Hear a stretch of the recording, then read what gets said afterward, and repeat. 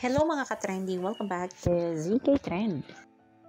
Tapos na nga ang rehearsal ng Dawn Bell para sa gagawing performance sa ASAP England.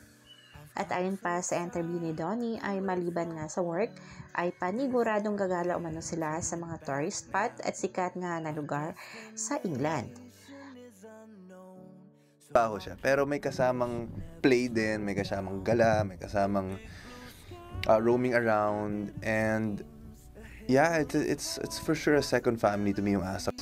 ASAP family going there is bringing home to our kapamilyas there. So I hope once we're there, maparamdam namin sa kanila. Matapos nga ang naturang rehearsal ay sobrang abalang-abala nga sina Donnie at Belle sa kanilang mga ginagawa. Kasama ni Donnie pa ang lina ng kanyang mama Maricel at present pa ito sa event ng Rolex kasama si Ella Ferdinand.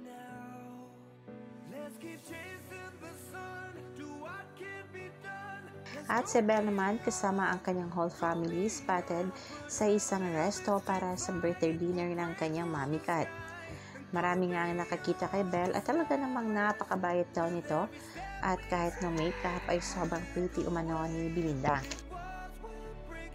Kapwa nga sinulit ni Donnie at Belle na makasama ang kanilang family dahil sa susunod na mga araw ay lilipad na nga mga ito papunta nga ng England.